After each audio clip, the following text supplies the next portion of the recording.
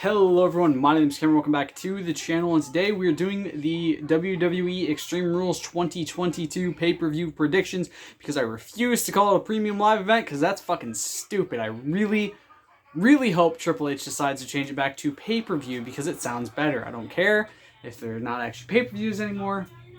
Just fucking say it, okay? Tired of it being called a premium live event. It's dumb. So, starting with the first match, we have the Extreme Rules match for the WWE SmackDown Women's Championship, Liv Morgan versus Ronda Rousey. Both Jesse and I have taken Liv Morgan to win this. I say the biggest reason for her to continue on with this win is because it does make sense for her to continue on. I don't think she's had that long of a title reign so far, and this will hopefully be the one that's kind of like a definitive win rather than just kind of how it's been recently for her, where it's been kind of a lucky sort of win each time and everyone's kind of complained and bitched because people suck. I'm really hoping she gets a good win here. She's booked really well to go over in this match, and she continues on with her title reign. And yeah, honestly, I just don't want Ronda Rousey to win mostly. Next, we have the men's fight pit match. We have Matt Riddle versus Seth freaking Rollins. Special guest refereed by UFC legend Daniel Cormier, which I wasn't expecting. I feel like this could be a cool thing because I think DC and Brock Lesnar had some rivalry at one point back in the day in UFC, so it'd be kind of cool if this is kind of how Brock comes back for just a one-off match at Mania with Daniel. I think that'd be kind of cool. Don't want Brock getting involved in this match, but I would like to see him. I think him coming back would be kind of cool to face DC at Mania or something like that. We've both gone for Seth freaking Rollins. He's on kind of a good hot streak recently with his matches and his promos and everything like that. And while Riddle is fantastic and Riddle is the face going into this, I don't know, man. I feel like it's a better idea to have Seth win this because Seth does seem like he's more on the road to the title. And I think if they have Riddle go into a singles run, if and when, hopefully when Randy Orton comes back, it'd be kind of weird to have him going for like singles gold while him and RK Bro still have things to do. They still have, hopefully, some time left as a tag team. Obviously, if you guys haven't heard the news, WWE is a little worried that the injury to Randy Orton might be a little bit more severe than they initially thought, which is kind of upsetting because it means Randy Orton could be retiring before he really gets the chance to make that decision himself, to really decide if he's ready to retire. It's really upsetting because it's part of my childhood to see him go because, like him, Edge, John Cena, the Hardys, all that was my childhood, and I've just slowly watched it get worse as I've gotten older. Next, we have the men's strap match. We have Drew McIntyre versus Karrion Kross. Both Jesse and I have gone for Drew McIntyre. It's hard for me to say Drew McIntyre for this one because I really would rather see Kross win this and continue on, but this being his first kind of high-profile match, I think, especially after Clash at the Castle, Drew kind of needs to win this more than he does. And I'm not saying that because Drew lost to Roman. Everyone loses to Roman, big fucking whoop. Nobody cares.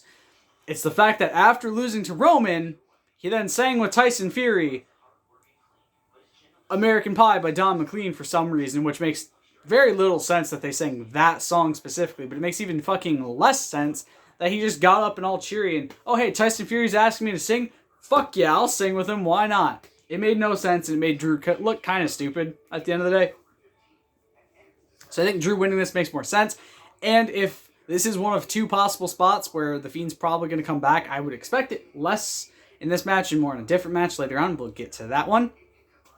But if he does, I see him going after Kross probably being the bigger option, and I just don't see him losing or winning this and then going into that feud. If they're going to have this happen, it'd be more likely that he loses this match so he can lose his feud with The Fiend and then move on to winning ways further on down the line. I don't want to see Karrion Kross continuously losing because that was kind of an issue that he had with his first main roster run, but I can also see a reason to have him lose a couple matches here first and then go on to something more high profile later on down the line. Next, we have the ladder match for the Raw Women's Championship. We have Bianca Belair, the champion, versus Bayley, the challenger. Asuka and Alexa Bliss in Bianca's corner and Damage Control in Bayley's. Jesse has gone for Bayley. I've gone for Bianca. Now, I'm not doing this because I want to see Bayley lose her first big match. First big singles match since coming back, I should say. But I can kind of also see a reason to have Bianca continue her title reign. Now, I will say, I know that there's the rumor that when Charlotte comes back, she's going straight to Bianca, and that's not why I'm putting Bianca here. I'm putting Bianca here because I don't think this is the right time for Bayley to win it. I think having her chase a little bit longer would be nice. Now, I'm not saying I want to see Charlotte face Bianca at any point for this title, because while it'd be cool to see Bianca get the win over Charlotte and officially beat all 4 of the 4 horsewomen, she's beaten Sasha, she's beaten Bayley, she's beaten Becky. All she has left is to beat Charlotte, and she's beaten all of the 4 horsewomen. And I just feel like it's better if if Bayley loses here and potentially gets it later. I don't want to see Bayley with the title right now, and I'm not saying that because I don't like Bayley. I love Bayley. She's fantastic. But I also don't know if she needs the title right now, if that makes sense, I guess. I would love to see Bayley win the title again. I'm not saying that I don't want to see it happen. I just don't want to see it happen yet. Next, we have the men's I Quit match. We have Edge versus Finn Balor. Both Jesse and myself have gone for Edge, and this is the match that I think Bray Wyatt's going to debut after. I do not think he's coming back after Cross versus McIntyre, although there is reasons for him to come back at that match. I guess Cross was at one point known as the White Rabbit, which is kind of cool. And it'd be kind of interesting to see him maybe come back like that. But I think the better option is him coming back here. Regardless of who wins this match, Finn could win and he could feud with Finn, or Edge could win and he could have a quick one-off with Edge. Regardless, I think him coming back here makes the most sense for his story. I think this would be the better spot for him to come back. He did wrestle Finn Balor as The Fiend back in his first run as The Fiend, and it was fantastic. It led to Finn Balor going back to NXT, becoming NXT champion again, and so many amazing things that happened during that during that time period with Finn and The Fiend and everything like that. It was really good. But I think Edge winning this just, I don't know. Edge's whole thing right now is that he's not trying to go into big feuds. So I feel like him losing here kind of means that this stretches out further than it already has. The whole Judgment Day thing has gone on for a long fucking time already. Whether they decide to break up Judgment Day, which I don't see them doing, or this match writes off, just ends this feud. Regardless, I don't care. I just want this done because Edge, his whole thing was that he's not going into very long feuds anymore. He's going to be just doing kind of one-off quick matches to get him out of the way, as he does plan to retire next year, which is kind of upsetting. But I definitely do see a reason for Edge to win this one over Finn Balor. It stops the feud, hopefully, and we can move on. And next, and finally, we have the 6-man good old-fashioned Donnybrook tag team match, which is a fucking mouthful. What the fuck, WWE? We've already had one of these matches, and now we're having a second one of these matches for really no fucking reason. More or less just to kind of throw Sheamus and his group and Gunther/Walter and his group onto the card for this pay-per-view. We've both gone for Imperium to win over the Brawling Brutes. I don't know.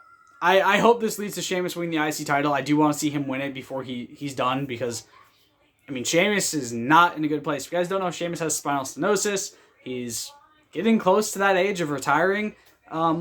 He's in his 40s. That's kind of a time when most people start looking at retirement, from WWE at least, and from wrestling.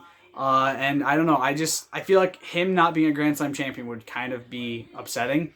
It'd be one of those things of why. I don't know if I want him to beat Gunther for it.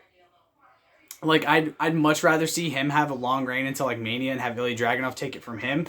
But I also am I really want to see Sheamus get this title before he retires. There's a lot of times when when you've been able to look at other people's wrestling careers and be like, man, I really wish they would have won that title before they retired, or I really wish they would have won this title before they retired. And I don't really want people to be looking back, and especially I don't want to be looking back and being like, man, I really wish Sheamus would have won the IC title before he retired. Because that's one of the things I hate. John Cena doesn't need the IC title. I don't care that he's never won it. I'm not going to be that person and be like, oh man, I wish John Cena would have won the Intercontinental Championship at some point. I really don't care. John Cena could win it or not win it, and it wouldn't make any difference. But Sheamus, again, doesn't really need it. He's been a multi-time world champion, a multi-time US champion, multi-time tag team champion. He's fantastic without it. He's got an amazing career without it. King of the Ring winner, Royal Rumble winner, Money in the Bank winner, so many things. But I feel like his legacy wouldn't be as perfect as it is if he's not a Grand Slam at the end of his career. But that's going to do it for this video, guys. I hope you've enjoyed it. Let me know what your predictions are down in the comments below. I'll see you all in the next video. Stay golden. Peace.